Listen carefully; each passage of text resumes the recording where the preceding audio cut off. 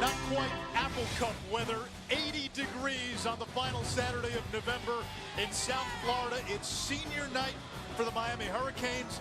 Pittsburgh already has a spot reserved in the ACC Championship. This is a matchup of the last two Coastal Division winners. Pittsburgh this year, Miami a season ago. Anish Shroff alongside Ahmad Brooks. Last year, Miami 10-0, undefeated, #2 in the college football rankings. They lose to Pitt. They really have not recovered since then. That Pitt team was 5-7, division champions this year. Wow. The running game has a lot to do with it. Well, and it starts with three key components. Number one, they're powerful. The second part is they have a big playability. And the last part is their unselfishness. With their powerfulness, these guys will run through people and force their authority on defenders regularly. They can hit the home run. And last but not least, they support each other. That's why this running game is off and doing extremely well. Now, Pitt will be without its starting center, Jimmy Morrissey, today, and that could present problems against one of the better defensive fronts in the country. Well, I think you're right, because I think when you look at this Miami defense, there's maybe 5 or 6 players that could be all conference. And I think it starts up front, particularly with their defensive tackle, Gerald Willis III. He's outstanding. This guy, they lead the nation in tackles for losses, Miami does. And then it comes back to their dominant downhill effort and how they attack the line of scrimmage. These guys don't move laterally, they come downhill. And last but not least, their ability to prevent the big play. Miami today will have an opportunity to enforce their will upon the Coastal Division champs in the Panthers. Mark Richt calls the plays for Miami, and Roddy Jones, he's going to have to figure out how some new pieces are going to work now with this offense. He certainly is. This is something that Miami's been dealing with all season, but there were more questions this week when shortly before our coaches' calls on Wednesday, the news came out that Jeff Thomas, the speedy, dynamic receiver, had been dismissed from this Miami team. Now that comes to a receiving corps that had already lost former freshman All-American Amon Richards earlier in the season, who was forced into medical retirement.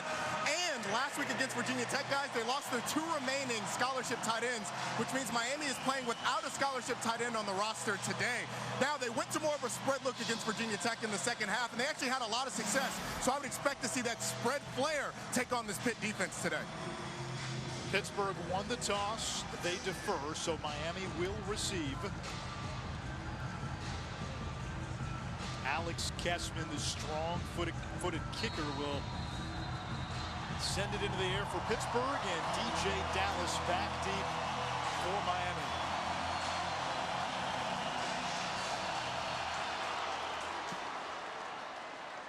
And no chance here for Dallas.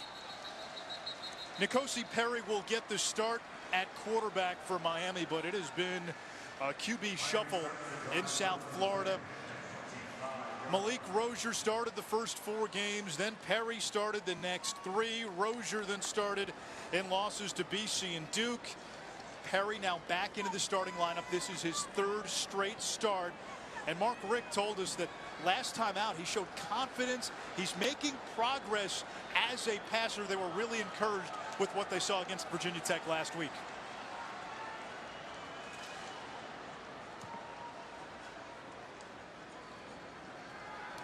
Perry's first pass is batted down, ruled incomplete. Rashad Weaver got to it, and you're going to see this spread look now, Ahmad, from Miami with, again, as Roddy said, no scholarship tight ends. I really like this look for Perry. I think for every quarterback, especially the way that you play in high school now, the spread is the way to go. You saw him there trying to start with the quick passing game. This one batted down again. It'll bring up a 3rd and 10. And you see this Pittsburgh defense getting after them earlier. Here are the keys for me is I think for Miami is exactly what you said, Anish. Establishing an offensive identity. What are you going to do? And for Pitt defense, apply pressure and keep it on early and often and force this team to have to play Miami from trying to catch up. Pittsburgh crowding the box. 3rd down. Now they'll back off. Perry, far sideline. That's caught by Mike Harley. A gain of 7, shy of the marker, so 4th down, and Miami goes 3 and out. Talking to the Pitt coaches yesterday, they were telling us their defensive philosophy would be adapt, improvise, and overcome. They weren't sure what kind of look they would get from Miami from the onset. Yeah, I think the defensive coordinator, Randy Bates, was anticipating a spread look, particularly with the success that they had last week, and they came out extremely well. You got 2 plays that were made by this Panthers defense. That's a heck of a start. Jack Spicer does get a nice bounce, and that is going to be downed inside the 35-yard line, only a 36-yard punt. Pitt quarterback Kenny Pickett became a folk hero last year in his first career start against what was then an undefeated 10-0 Miami team. Pickett led Pittsburgh to a huge upset, but this is really his first year as a starter, and last week he had statistically the best game of his career. Yeah, Sean Watson, the offense coordinator, really thought that he's matured, and with that type of performance, it usually gets a young player on that right track of gaining confidence and an ability to play on this level. Little fly sweep. This is French. He's got some room to run, and Maurice French into plus territory, finally pushed out by Sheldrick Redwine. A gain of 33 yards. And this is what Pitt likes to do. They're going to have a dominant inside running game, and then they pepper you outside with this jet sweep. Ran to perfection, picking up blocks on the outside edge. And for Miami's defense, where they are susceptible with this downhill pursuit, this dominant downhill pursuit, is getting to the second level. Right then, you didn't see many second-level defenders because everybody hovers around the line of scrimmage, and they were certainly trying to protect themselves from this dominant rushing attack. Pickett rolling to his right. And he finds his big fullback, George Aston, for a gain of 3. This coaching staff raves about Aston. They say he's an NFL fullback, a throwback. Young man who worshipped Jack Lambert growing up, had Lambert posters, a Lambert jersey, Nice. even though he's too young to remember what Jack Lambert did. I just love hearing that. When you tell me throwback, what that means is that's the kind of guy that will play with his nose crooked, bleeding out of every possible place on his body, playing through, and that's the ultimate football player in my mind. Now this is Quandre Olison tripped up at the line of scrimmage. It'll bring up 3rd down.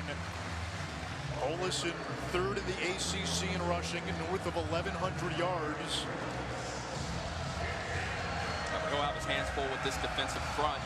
And what a great tune-up for this Pitt Panthers offense, taking on this Miami defensive front.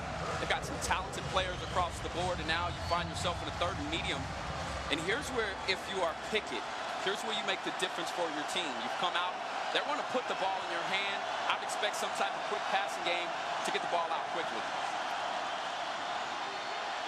Pickett under pressure, and he is sacked.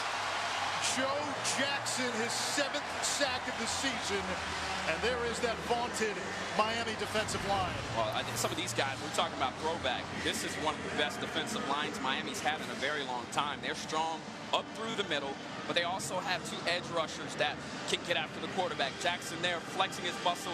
He chased him down from the backside pursuit, never giving up on the play. It's that type of determination that's going to make this defense difficult to score on today for the Panthers. Kirk Christodoulou to punt for Pittsburgh. This is another area where Miami misses Jeff Thomas. Had that punt return touchdown against Virginia Tech last year. Instead, it's DJ Dallas who makes the fair catch inside the 5 and then gets bumped from behind, and we get a flag. That appeared to be Phil Campbell. Not a very wise play on his part. You're about to pin the other team inside of the 5-yard line. Yeah, not Kick smart catch interference, number 24, kicking team. 15-yard penalty, 1st down.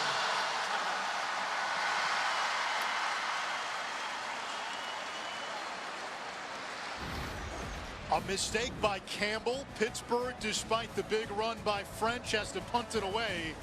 Miami back to work on offense when we come back. And a gorgeous 80-degree afternoon here in South Florida. Anish Shroff, Ahmad Brooks, Roddy Jones with you. Senior day for the Hurricanes. Final regular season game for both of these teams. Pittsburgh and Miami scoreless. 2nd possession now for the Hurricanes. N'Kosi Perry out of the shotgun, and Miami into that spread look without any scholarship tight ends available. Perry rolling out, and it's incomplete, intended for Harley. That's too much gas there. I mean, you got to take off some heat there. You know, you want to throw that ball out in front of his numbers, allow him to run into it, turn on the sideline, and pick up some good yardage for you. Perry there just had too much juice on the pass. Roddy, without Jeff Thomas, Miami's most explosive offensive playmaker, who's the go-to guy right now in the receiving game? Well, I think you got to rely on the older guys. You look at Lawrence Cager, you look at possibly Mike Harley, who you just saw that last ball go to. But Brian Hightower, the true freshman who we saw the long bomb to, he's going to get a lot of burn here today. On the ground, Travis Homer has some running room. Homer down the sideline, a stiff arm, and takes it inside the 25. A 47-yard run by Homer, who with a strong finish can hit 1,000 yards on the season. One of the things you noticed last week was that their running game took off. And here's why. When you spread teams out, now you thin out the box, and Roddy can attest to this. Now you're taking on smaller defenders, fewer defenders inside of the box. This is why this offense works. You're exactly right, Ahmad. He got on the safety super quick. That's what happens when you're in the spread. Linebackers get blocked, you're in the third level. Perry to throw. Looking for 6. Incomplete. Intended for Harley. On that last snap, 2 freshman wideouts lined up on the outside. Mark Pope and D. Wiggins. Brian Hightower, another freshman. You could see Marquez Ezzard as well. Those 4, all true freshmen. And wow. Today and possibly the bowl game will be a showcase and an opportunity for those guys.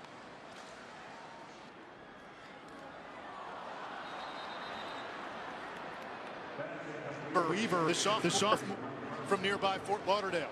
The efficiency there has to be just a tad bit faster. That's the second time that Weaver's batted down the ball. And if you are Perry, the one thing that you have to do is it's got to be quick with that motion. And if you'll notice, his throwing motion is a little bit slower, and I don't think his feet are set in the appropriate way. If you're trying to get it out to that bubble screen as quickly as possible, you've got to do a better job of organizing your body position in order to make that throw faster. So now it's 3rd down for Miami.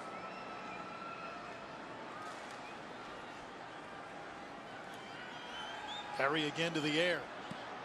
Incomplete. He was looking for Langham, broken up by Dane Jackson, Pitt's best cover corner. And it'll bring up 4th down, and Miami will send on the kicking team led by Bubba Baxa. That was just a fantastic play there from Jackson.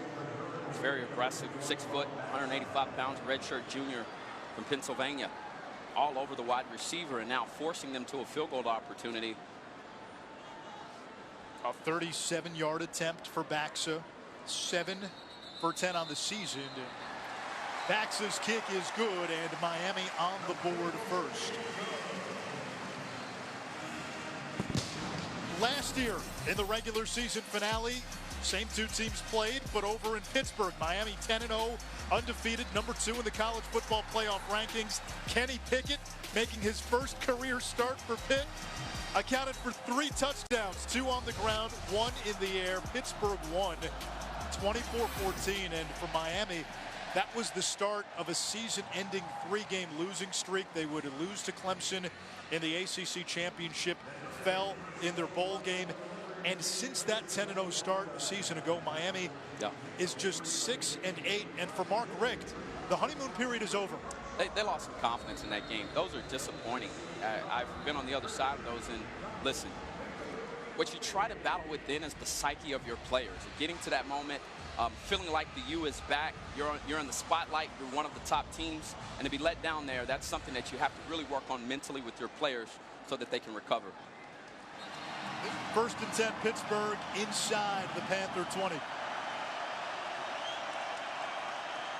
Pickett will throw on the slant. He completes to Taysir Mack, the Indiana transfer.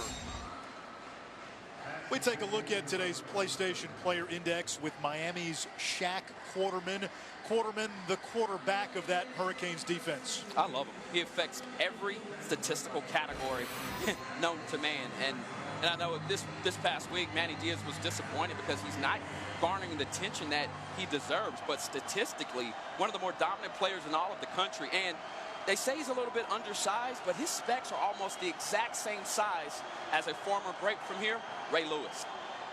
Little speed option now. Olesen breaks the tackle and moves the chains. Finally brought down by Michael Pinckney. And Quarterman, Pinckney, Zach McLeod, Roddy, those guys are all juniors.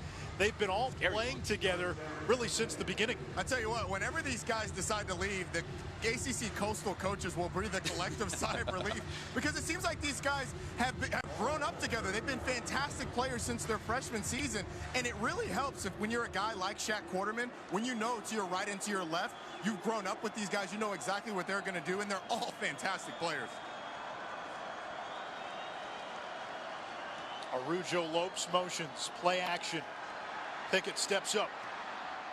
Mack is open downfield into Miami territory for a first down, a gain of 21. Excellent work from Pickett. You see there the mobility, the pocket awareness, his ability to maneuver through traffic. That's what he's going to need to do. And John Watson told us yesterday, we've got to get him on the move. We've got to make sure that this dominant defensive line is hitting a moving target. But you saw Pickett there, gather his feet, nice body language, shoulders forward, and he threw a dart in there for a first down. That's the Pickett that Pitt needs in order to come out today with a victory. Kenny Pickett today, 4 for 4, 39 yards.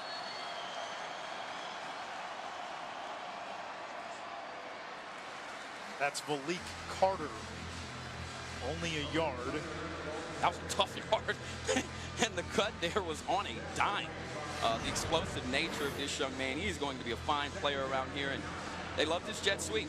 And, you know, you talk about Joe Jackson already being very involved in the ball game, has a sack already, disruptive on a third down, and now he comes back and tracks down the most dynamic athlete perhaps on the field for both teams, and Carter with a nice tackle. Well, Lamont, that's an offensive player's nightmare when you're full speed getting that jet sweep, and then all of a sudden you see big number 99 come across the line of scrimmage. The give to Hall, sheds one tackle, and then charges upfield. The ball comes out. Bandy looked like he'd done it.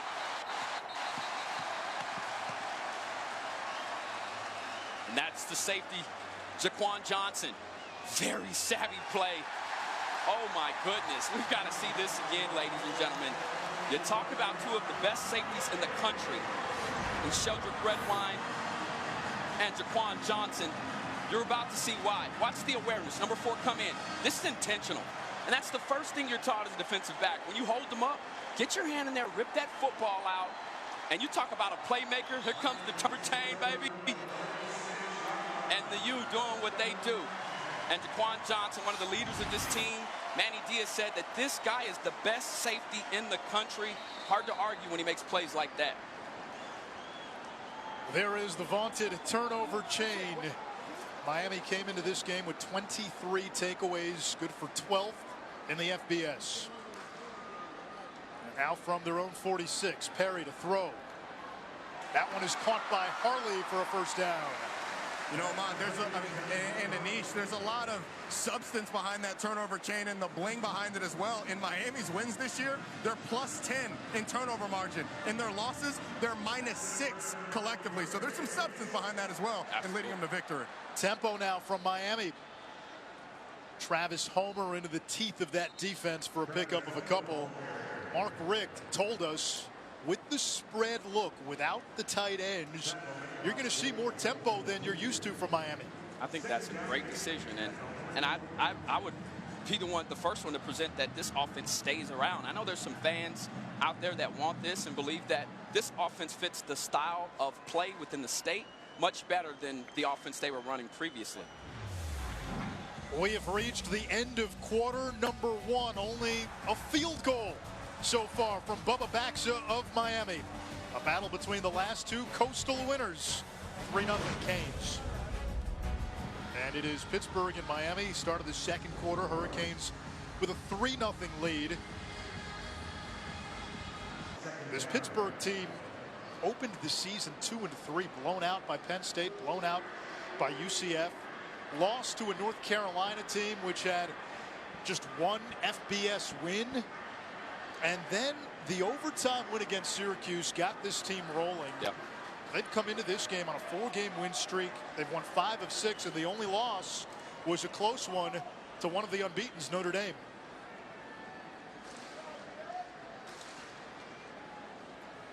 Linebackers cheat up for Pittsburgh now. Drop back. They'll blitz the linebackers. Perry going over the middle. had an open receiver. He had 2 open receivers, and he's off target.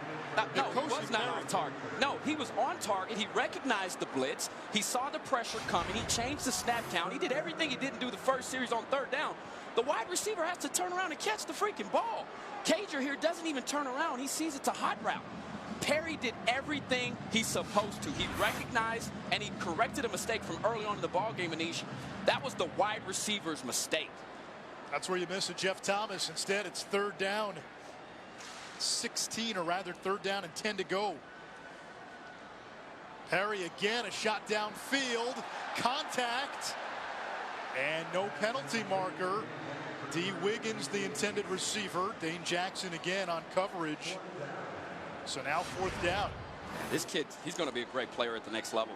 Watch the coverage here. You see the head back here? It's what he didn't do the previous play. He's already been called for 2 pass interference calls. The first one, he didn't turn around for the football. Now, you see that there. This is an opportunity where you know that Jackson is continuing to grow. And I'm going to tell you, guys, having played the cornerback position at the University of Texas, this kid has the goods. He's going to play at the next level, and he's going to make some NFL team very happy with his coverage ability. Fiegel's a high kick. And a fair catch made by Arujo Lopes inside the 10-yard line. Pitt still looking to get on the board. Miami defensive end Demetrius Jackson for the 2nd straight year raised money through the Young Men of Tomorrow Foundation to purchase 100 turkeys. Crowds flocked to the One-Way Tabernacle Church of the Living God Monday. Quickly, the food supplies dwindled. So Athletic Director Blake James, Senior Associate Athletic Director Cheryl Jackson, they went to the closest grocery store to help replenish the supply of turkeys. And Jackson, his pastor, his teammates, and UM officials, and the radio broadcasters wound up making 2 emergency grocery runs to feed the folks who came to church for a Thanksgiving meal. Kudos to everybody involved there. That's what you like to see this time of the year as Quadri Olison picks up 6. Yeah, he's always falling forward. I mean, the guy just runs behind his pads. He's the type of player that if you're a member of the secondary, you know you better bring it. When you're trying to drag him down, the size that he has at 6'2", 225 pounds, when he's leaning forward, you've got to be really coming in with some force to push him backwards.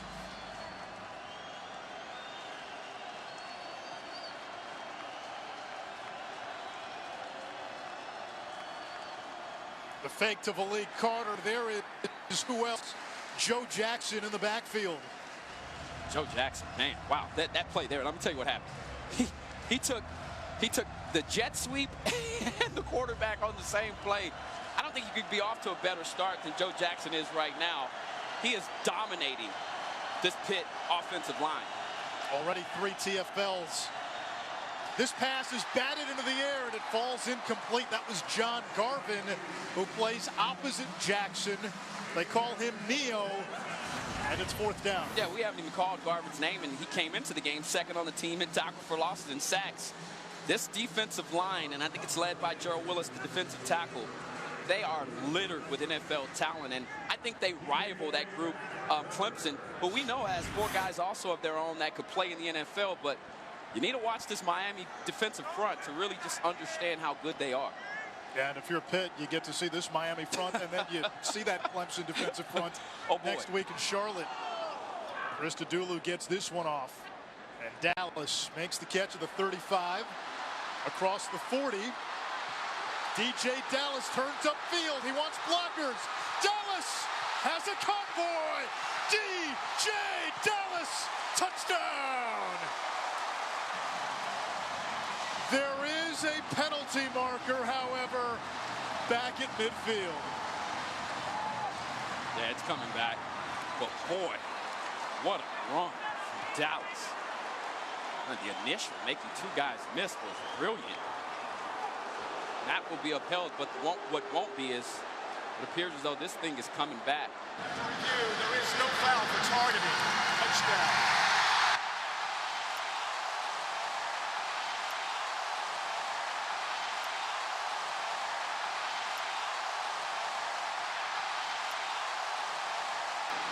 They also ruled that Dallas did not signal for a fair catch. Instead, a 65-yard punt return touchdown. And beautiful.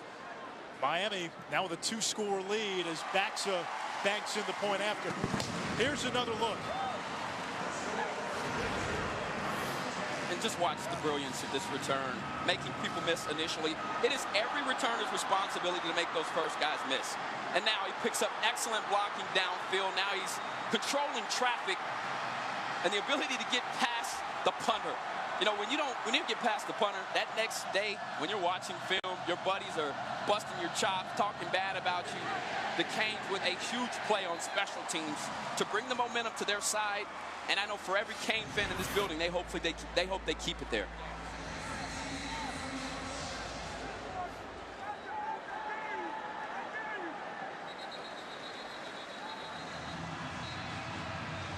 Pittsburgh's been behind the chains most of the afternoon.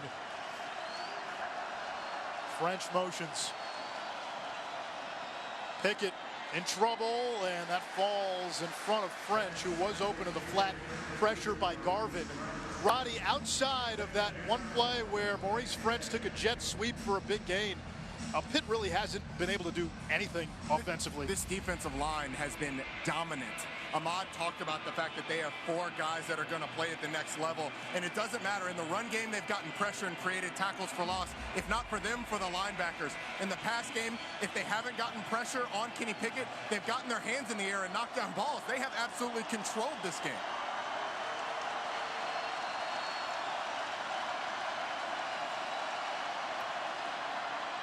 Olesen dropped at the 20. It'll set up a 3rd and long, and this is not really an offense designed to thrive in 3rd and longs. No, they're not, and especially against a defense like that. How about Gerald Willis III chasing down that play from the D tackle spot? Oh man, you talk about an embarrassment of riches, and you know, if you're Kenny Pickett right now, you're seeing a glimpse of what it could be like next week. So calm down. There goes Sean Watson, the offensive coordinator, behind the window frame there, and you know, he's got his hands full. He knew that yesterday. He's got major respect for this defense. Here's the look they like to heat up the pocket with this bare look. Here they come. Pickett taken down by Gerald Willis, the All-America candidate who came into the game leading the ACC and TFL. Yeah, find me somebody better. I mean, listen, I played with a guy named Casey Hampton at the University of Texas. He led our team in tackles from the D tackle spot.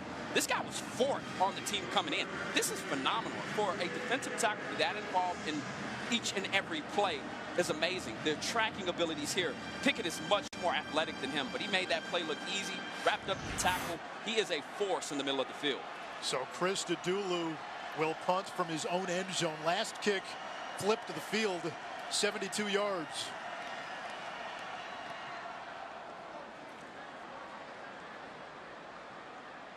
Dallas on a bounce. Miami takes over in plus territory. What do you got, Adnan?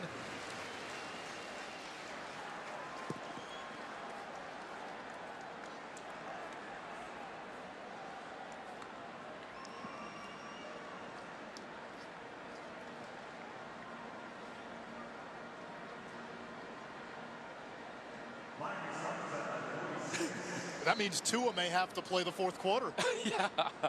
Well, but you knew that. It's the Iron Bowl. You're kidding me? And I think Bama's fully expecting it as well. But, you know, for Auburn, you get a little confidence. And if you're this Miami offense, catch the ball.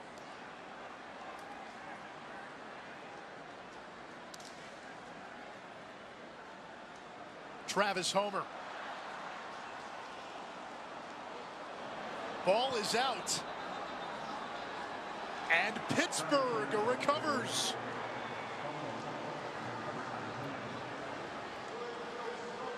By the defense. First down. Whoa. Reynolds here and Hamlin, 2 thumpers. That ball is completely out. Great job of peeling back. It appeared as though from Rashad Weaver getting that left hand in there to poke it out. And that deflates you if you're Miami. Because now you get the ball 7 minutes. The defense was playing good ball, your defense, but they need time to get fresh. And what you don't want from a dominant defensive line like Miami has is for them to be able to get worn down. And so now this offense is back out on the field for Pitt. They come with a different look with trips, bunch look on the outside edge. Pickett will run the opposite way, throw downfield. He's got Olesen for a first down at the Miami 40. And for as poorly as Pitt has played, the offense stuck in quicksand, the penalties, less than 3 minutes to go in this first half. They still have a chance to make this a one-score game going into halftime. That was outstanding creativity there. You know, you go trips to the left, you get the entire defense thinking that the ball's coming to the field side, and you go back and you boot Pickett out, which puts him on the move, which is what they need to do, and you slip Olesen out on a streak route for a good first down yardage.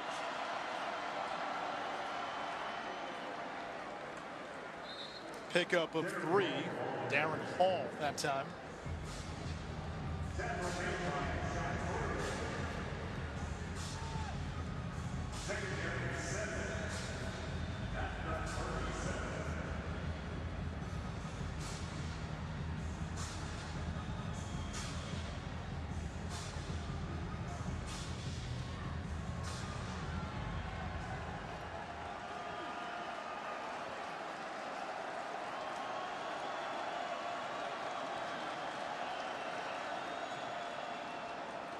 Trickeration. This is Taysir Mack, and he is dropped back at the 45-yard line.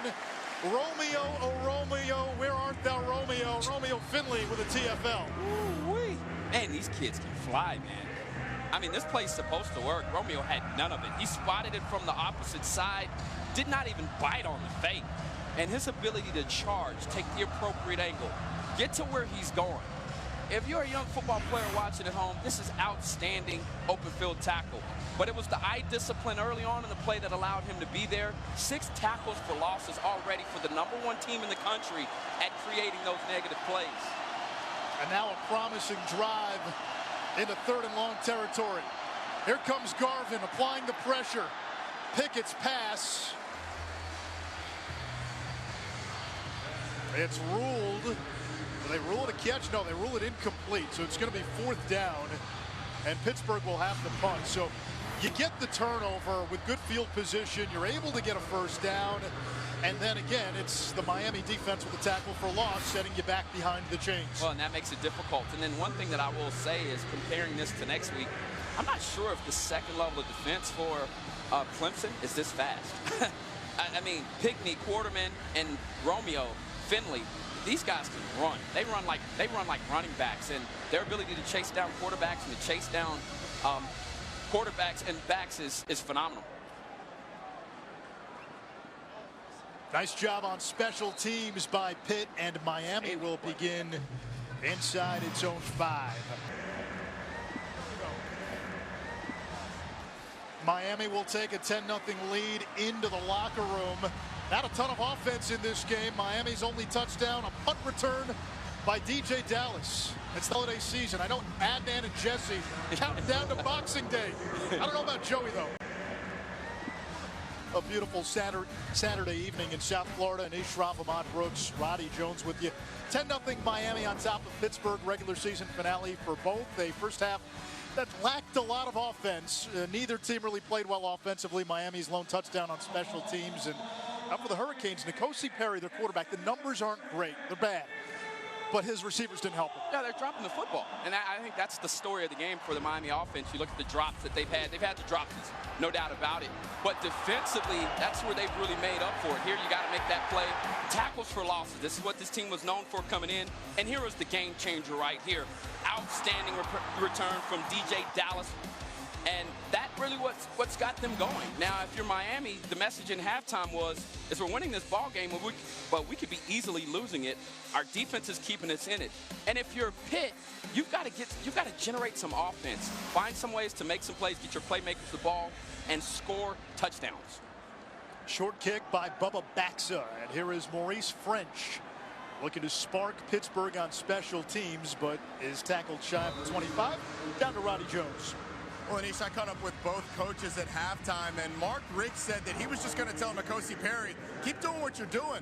He admitted that the receivers have not given him much help, so his young freshman, he was just going to tell him, calm down and continue the course.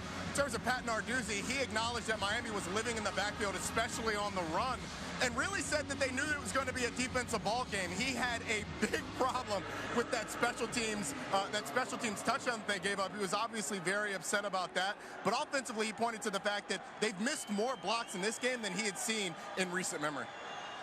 Also 7 penalties for Pitt in that first half. Malik Carter in motion. Quadri Olison straight up the gut. And out to the 28-yard line, a gain of 4. And you talked about missing those blocks, Roddy. I think a lot of that had to do with just how dominant this defensive line is. And they're having this issue this week. They're going to have it next week. I think you've got to continue to try to soften up this defense. You know, punch them right in the middle. Attack. They are an aggressive bunch. And Gerald Willis with a big sack. Jackson has been outstanding. Garvin has made plays. I mean, listen, this group is deep. But the one thing you don't want to be is you don't want to be scared. Attack them. You're Pitt. You're the Coastal Division champs. And take it to them. On second down, Pickett running again. And takes a big hit at the 35. 3rd and 1 coming up.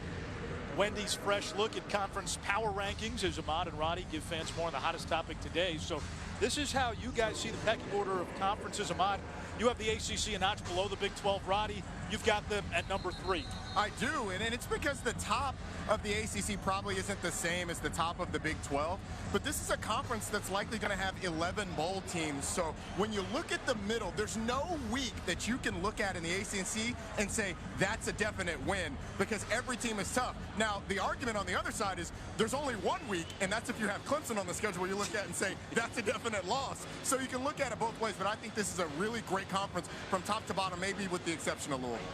Me personally, with this conference and the potential they have, I think you should have at least 2 to 3 teams a year that are competing for a playoff spot.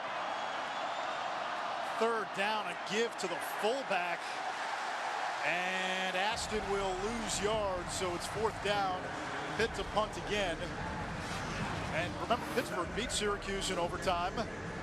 Now, I think the issue, Ahmad, really, go back to last year as you see Aston get stuffed. Jeez, this D-line. You had Clemson and Miami in the top 4 at one point last year, late last season. When Miami joined this league, they were at the time close to what Alabama is now, what Clemson is now. And they haven't come close to that. If Miami can ever get back to being the U, it's a tired narrative. Changes the entire perception of one league. I couldn't agree more, Anish. Dallas makes the catch, goes out of bounds. And the Hurricanes will get it back. Still haven't seen a lot of offense in this one. There's more to that, Ahmad, so you got to hold your anticipation. Good D there. Dorsett, a 99-yard touchdown run against the Vikings in 1983 on Monday Night Football. The 2 longest runs in the history of Pitt football by the 2 running backs on the current Pitt roster. Yeah. Quadri Olison with a 97-yard rumble just a few weeks ago. Darren Hall went for 92 against Duke. What's impressive, those 2 guys are 550 pounds combined, 225 apiece. That's what's so special about them. Their home run hitting ability. They can take it the distance. N'Kosi Perry. And he is sandwiched. It'll bring up a 3rd and long. Perry today 4 for 20, 37 yards passing. He's had receivers drop balls on him. He's had plays break down on him. Now, this hasn't been his best game. He'd tell you he can do things differently. But, Roddy, if you're evaluating N'Kosi Perry today, you know, 4 for 20, 37 yards is usually a failing grade. Is it a failing grade today? No. I think I would give N'Kosi Perry at worst to C. He's hit guys in the hands, and they just haven't caught the ball. Looked like he wasn't on the same page as the receiver, and I tend to believe the quarterback when he throws hot and the receiver goes deep. On 3rd down, Perry looking for Harley, and it'll be another 3 and out, and Miami will punt. And the one thing I'd ask is here, how often has he run this offensive system? I mean, what are you asking of this guy right now? This is not the system they're used to running, but I think that it fits his skill set better. And I've said it before, I believe that it fits the skill set of the players that you recruit in this state. better, when you recruit fast players, guys that in the open field are dangerous and dynamic, I'd like to see Miami stick with this, and I think the rest of the country would not, because if Miami is running the spread, oh boy, look out. I mean, you talk about stacking up some coastal titles. I think that's easy money for them.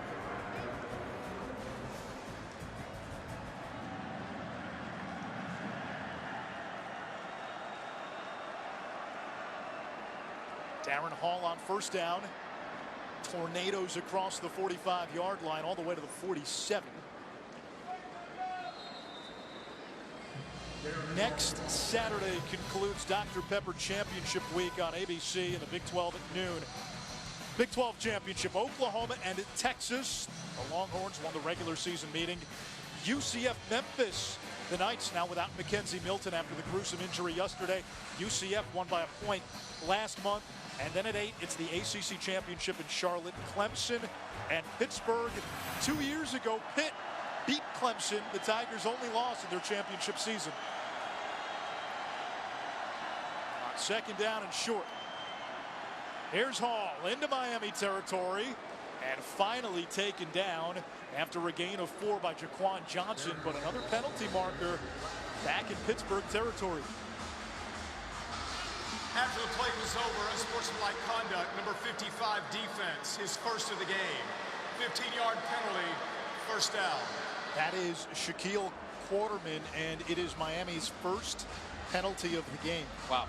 And you know, prior to the penalty, he was engaged with an offensive lineman and nearly disrupted the play. By the way, he was pushing him back into the play, and back had to bulge outside to get around him. And this defense, what can you say about them? Their speed, and here's for them where they can make a difference. Now you're approaching the red zone, you know, and I've always known as a defender, this is where you really make your money. You want to prove that you're one of the top units in the country. Shut Pitt down here, shut the door, and force them to a field goal opportunity.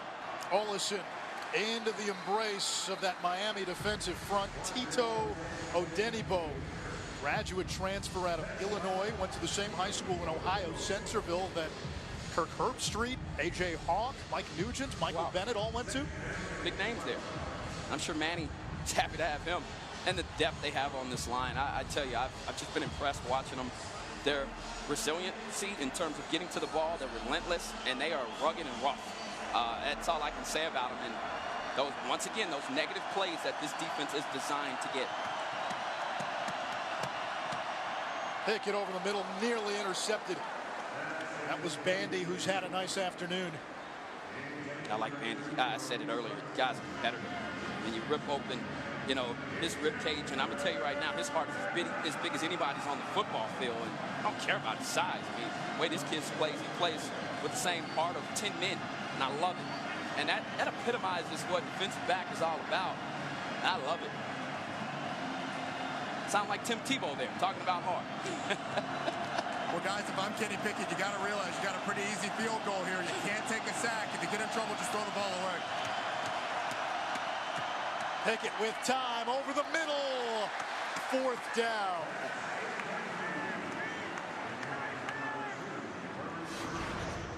Is there something wrong with the ball today? I was just about to ask you. I mean, the dropsies here from both sides. I mean, we're talking missing balls that, listen, I mean this. These are rudimentary, these are elementary catches. You make these catches in the backyard with your dad and your best friends. Pick up game of flag football. I'm not sure what's happening here, but both sides need to clean it up. Alex Kessman has 6 of the 8 longest field goals in Pittsburgh history. This is a 40-yarder. You can see that strong leg as he gets the Panthers on the board at the 3:27 mark of the 3rd quarter. And as for as sloppy as this game has been, for the lack of offense, it's a 1-score game, and now 1 turnover in the direction of Pitt changes the pendulum momentum. Yeah, and if you're Narduzzi, he talked about it. He said, you know, what are we playing for? We're playing for pride. They've already clinched the Coastal Championship, and here's the thing. I think he's absolutely right, and that would have been the message that I gave my guys at halftime. You know, that drive there was extended on penalties, something that Miami hasn't done up until this point, but what it does give you confidence is now you're on the board. And you've really swapped those points, because the 3 points that came from Miami's offense, they had 30 yards of penalties that Pitt had actually given them. So now you swap those field goals. Now it's an opportunity to come out here. You're in a ball game. This defense can come back out, tighten up against this Hurricanes offense, and now your offense is back on a shot to tie this ball game. The difference in this game, a 65-yard punt return touchdown by DJ Dallas. Perry, a screen pass to Homer. Homer sprinting down the sideline and pushed out of bounds. Elias Reynolds knocked him out. How much does a play like that, Roddy, really get the defense off, catch the defense off guard? Well, Miami has been a pretty good screen team all year, but they haven't really shown it today. And it does get you off guard. It's going to slow down that rush, or at least make you think when a lineman detaches or you beat a lineman quickly that it's screen. But I like the fact that they get the ball in Travis Homer's hands very quickly on that one. Homer again, right up the middle, breaks a tackle. Homer still on his feet. Gets a block from Hightower. Homer hits a sixer, but hang on. There's a flag at midfield.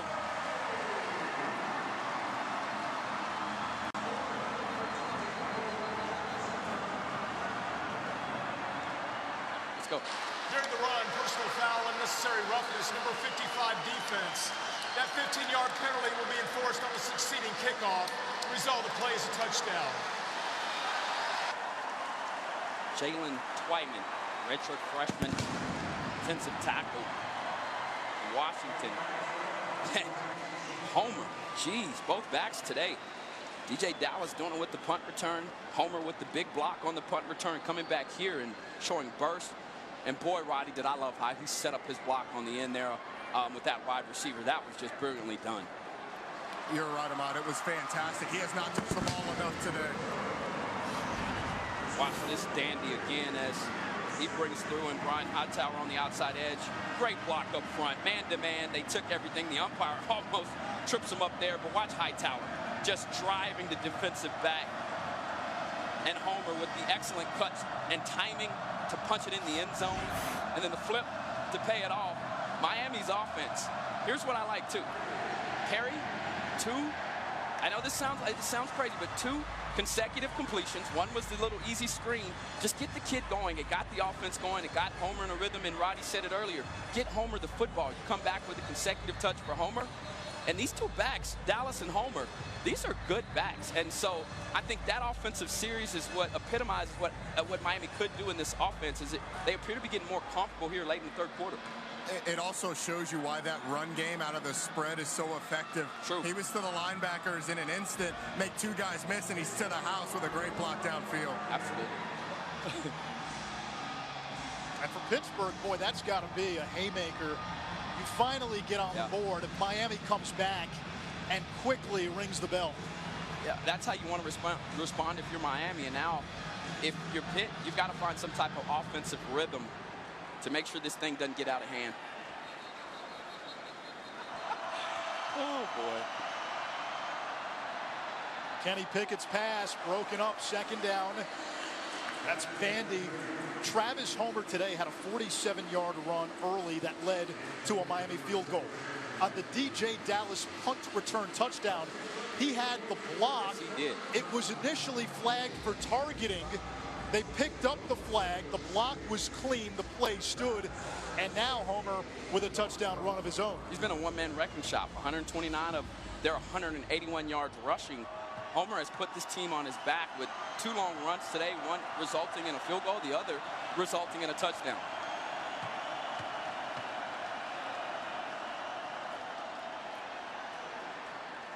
Darren Hall to the 30. It's 3rd down for Pittsburgh. Panthers today just 1 for 11 on 3rd down. Miami came into this game 2nd nationally in 3rd down defense. They should have known that into that boundary, you've got to be very particular of that Cobra blitz. They brought it once tonight and was able to force him into the pocket for a sack. They come back again, and this Miami defense is balling. Michael Jackson had a big sack for Miami to close that third quarter. He wanted to change his name when he was younger, didn't like Michael Jackson, but then he named his son Michael Jackson Jr. How about the first outfit? Miami onesie, Miami hat, and of course, to put it all together, baby turnover chain. Doesn't get any better than that. 3rd and long for Pitt. Pickett. And that is the 6th sack by this Miami defense. Joe Jackson has been paying rent in the Pitt backfield. Oh, wow. Anybody, and I hate to say this, anybody looking for a head coach defensively, Manny Diaz. I mean, this is a 4-man rush.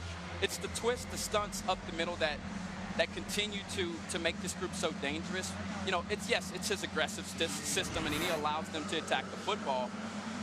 But here it is. They've got some talented players, and the number one thing he told us yesterday, he says the individual effort from our players is the reason why we've been successful, and we've seen that unfold here right before our eyes. Christodoulou's punt. Fair catch is signaled for. Dallas makes it. All right, Adnan, movie reference, go.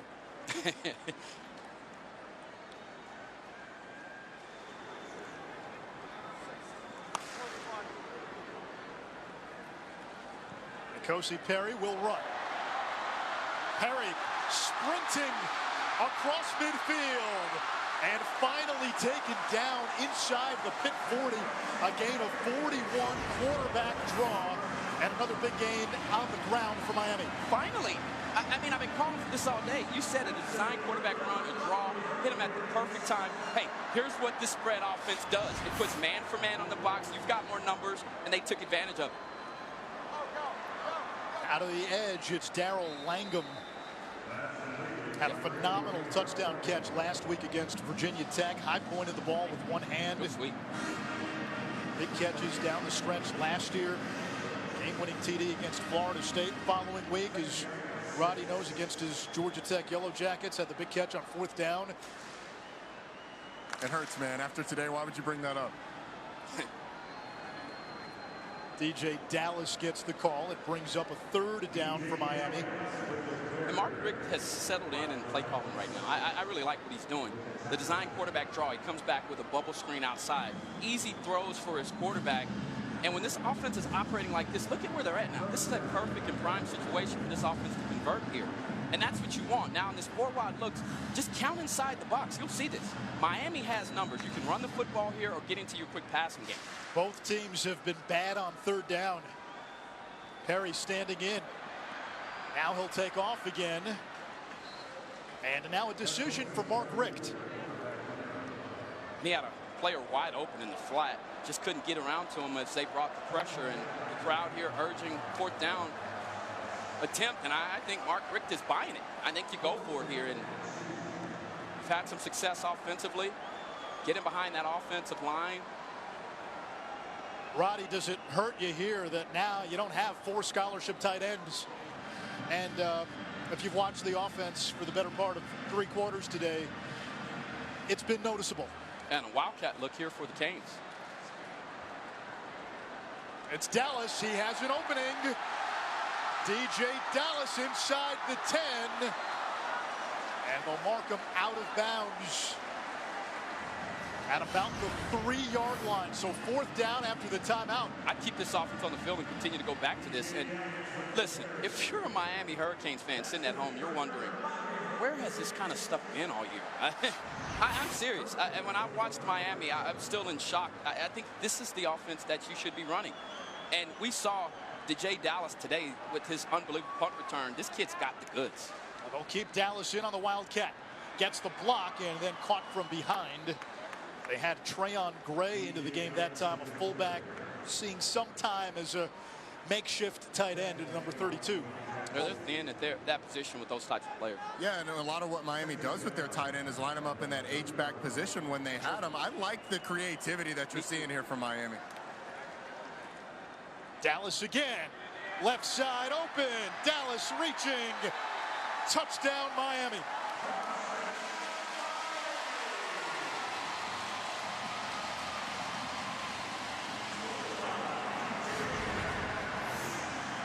Hard to argue with a 7-play, 81-yard drive that's finished off like this, and the creativity the guts to go for it on 4th down. And, you know, listen, they've got their foot on the neck of the Panthers right now. And this is the Miami program and team that we're used to seeing, right? Playing dominant defense, getting the ball into the hands of your playmakers. And what all started it? You get a big run from Perry. I've been calling for that all game long. Did you see how athletic that kid was? And they did it mostly on the ground. And listen, you can still be a dominant rushing team out of the spread. Look at teams like Baylor that have done it in the past. There are teams that do it. And if you're Miami right now, this is what your offense should look like, and this is how the result should be. Finding pay dirt and finding your playmakers and your offensive identity. Need a little break from Black Friday weekend shopping? You can find a pretty good Cuban sandwich in these parts almost anywhere. It's ham, roasted pork, Swiss cheese, pickles, mustard, sometimes salami on Cuban bread. It originated in cafes catering to Cuban workers in South Florida and Key West. Good, brother. So that's your late night snack tonight. Yeah, no doubt. And I'm sure a few of these defensive linemen have feasted on those before. Miami has put some distance now between themselves and Pitt, 24-3. Pitt will take it to the 25. I heard something ridiculous today, that Tua has not had a Heisman moment. Is it his fault? His team is so dominant? No, it's not. I just think Kyler Murray's he's been amazing. Now, so has this Miami defense. Trajan Bandy has been everywhere. Yeah, this is what it is for me. Up until last night, Tua was the guy for me, and Kyler moved over with that 4th down conversion versus West Virginia where they drop all the numbers back. He points one way. That'll be his signature moment. Picks up a 4th down conversion, which ends up leading to sealing that game off, and he's done that all game long, all season long. Araujo Lopes breaking tackles into Miami territory. The big play Pitt needed. And Rafael Araujo Lopes with a gain of 42. He's strong, quick, and when he cuts, man, he really comes out with an incredible burst and showing what he's made of there. Once again, these quick throws, getting your young quarterbacks involved in the game. One of the first missed tackles we've seen from this bunch, Bandy on the outside edge, who's played solid tonight. Pickett again going to the screen. And not much room that time for Araujo Lopes. 5th catch for the graduate student from Kissimmee. And to the point about Kyler Murray, I think he's the best running back and the best quarterback on his team. How can you not be the Heisman? How can you not be the Heisman when you're the best running back and quarterback? That to me is the most outstanding player. I don't know. I'd still go 2-1, Kyler 2. Tomato, tomato. Darren Hall rumbling across the 30. 3rd down and short. What about you, Roddy? Kyler, you're number 1? No, I think Tua's number 1. With the season that he's put together, like you said, it's not his fault that his defense is so dominant. But I've got Mackenzie Milton on that list as well, and Gardner Minshew may have taken a step back after yesterday. Gerald Willis, the stop at the line of scrimmage, 4th down. Pitt's going to likely go for it here. Yeah, you have to here. And as they bring on their muscle, you know, they bring back on Joe Jackson, and they bring off Willis. But this defensive line now just really flexing its muscle, its depth, and its authority over this offense. And that's what you're seeing here. You know, 4th down conversion of this distance. What do you like to do? Stick routes. If you spread them out, you can get into some quarterback run game with numbers inside the box. But you've got these 2 big dominant backs, and this bunch formation, they really like to put it in the hands of their running back. Aston motions.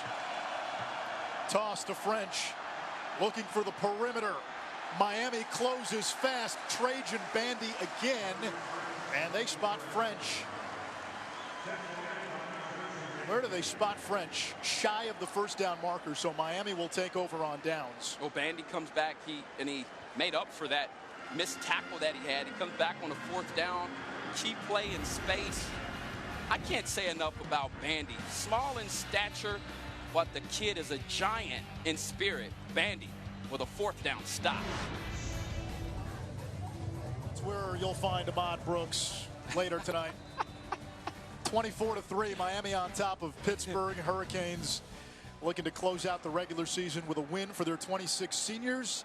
Travis Homer has had a big hand in the 21-point lead, picks up 7. I think if Oklahoma and Ohio State win, boy, that is going to be some debate if it comes down to those two for that last spot. Bama, Clemson, and Notre Dame are right there undefeated. Who's that fourth team? Here's Homer. Homer loose. He came in needing 199 yards to get to 1,000. Might have a chance to do it tonight.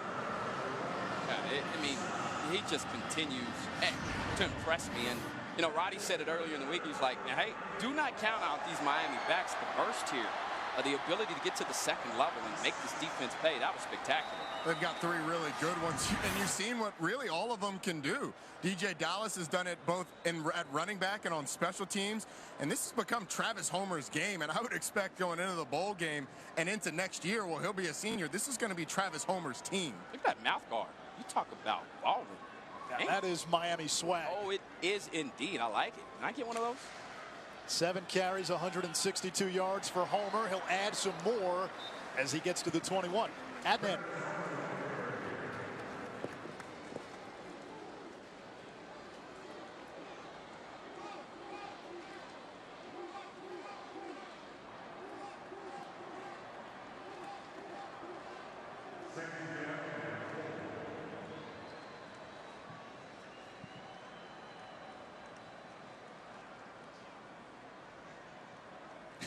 Oh, shots fired. Well, you know, our producer, Colleen, is a Boston College alum, so we'll leave that alone.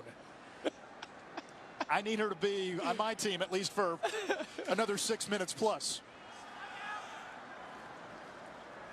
No, but to that point, yeah, being a Cuse alum, you've got to be proud of the way that your team performed. And we did a broadcast together 4 years ago when Eric Dungy was a freshman, and I went on record to say that I thought Dungy was going to be a program changer.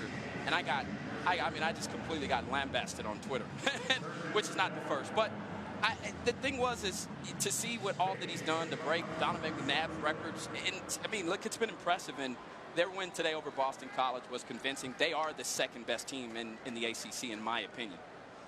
It's one of Pittsburgh's bigger wins this season, the overtime win at home against Syracuse. And now Pat Narduzzi told us that was the game that really got the momentum trending in the positive way. Pittsburgh was 2-3 to start the season, beat Syracuse in overtime, and then only one loss since then, and that was to Notre Dame, a game they could have won.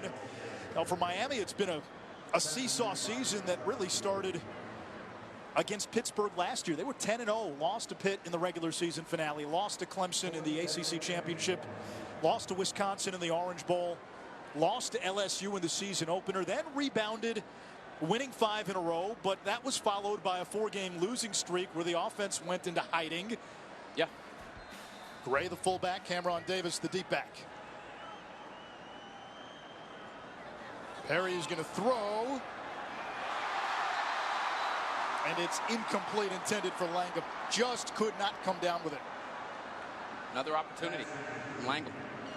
We've seen him have a few drops today, in the redshirt senior from Florida, struggling, hauling balls in today. This is aggressive coverage once again from Jackson. But he had an opportunity to make a play, but what about the guts there from Mark Richt? You know, previously you run on a 4th down, you get him down. This time you're like, you know what? I know y'all are anticipating the run. I'll give my quarterback a shot to throw a fake. The ball was thrown in a location, safe location for him to catch it. Langham just couldn't make a play on the ball for the Canes.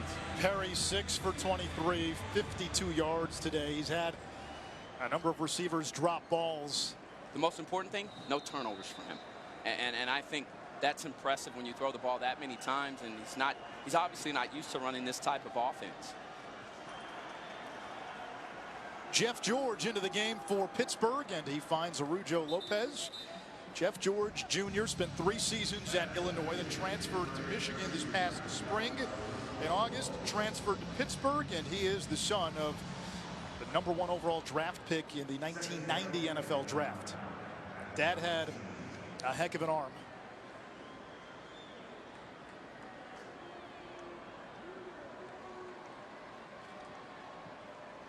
Pittsburgh now has subbed out its starting offensive line. Panthers trying to stay healthy for Clemson.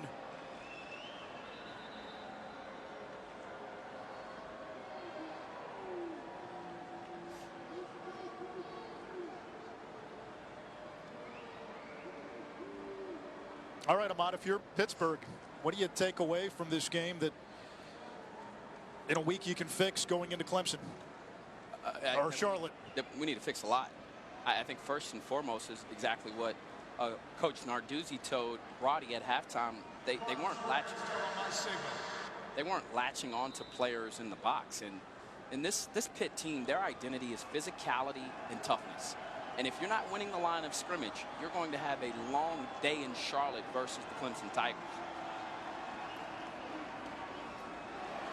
Miami still playing. Darren Hall taken down for a loss, 3rd down. Rather, that was Todd Sibley. Clemson's defense the last 6 games. Look at what they've done. Yeah, this is frightening, and for any offense. And Clemson, in my opinion, you know, Alabama's in another class, but the closest person to them in that class is Clemson. And you wonder if Trevor Lawrence in this offense is going to have a freshman moment. That's the one question mark I have. I haven't seen this kid play like a freshman quite yet. And if he does, Pitt will have a chance. But other than that, handling that defensive line and that dominant offense for Clemson is going to be a major issue. George's pass is incomplete. Hemingway had a great line about a young bullfighter. He said, "I've never seen him do an awkward thing." And he won't until he's scared.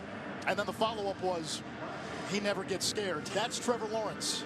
Well, the other thing about Clemson that I think is drastically overlooked is how good Travis Etienne has been this year. Absolutely. This has been Travis Etienne's team. This is the best they've run the ball since 2014 when you had Wayne Gallman in the backfield pounding it. Travis Etienne has been fantastic, and he really should be in the Heisman candidate. He should be a Heisman candidate as well. Yeah, 17 rushing touchdowns, 1,157 yards, averaging 8.5 a carry.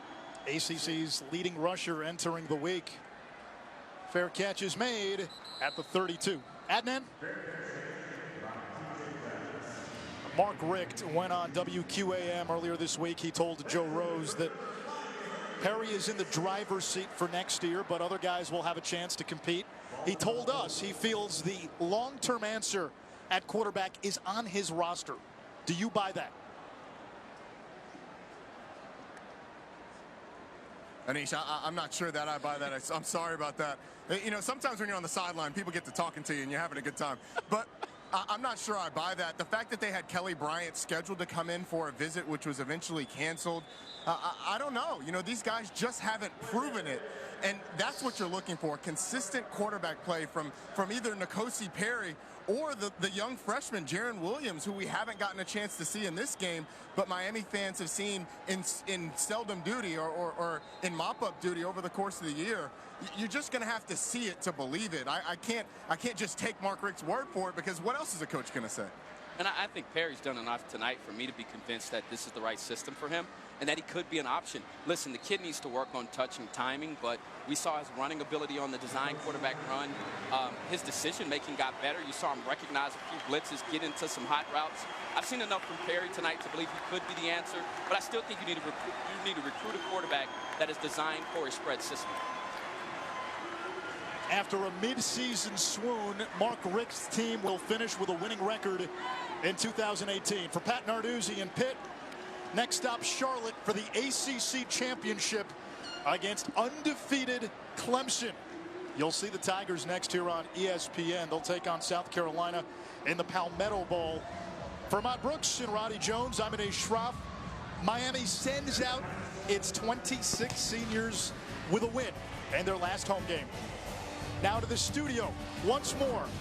Movie references, multiple Canadians. Here's Adnan Burke.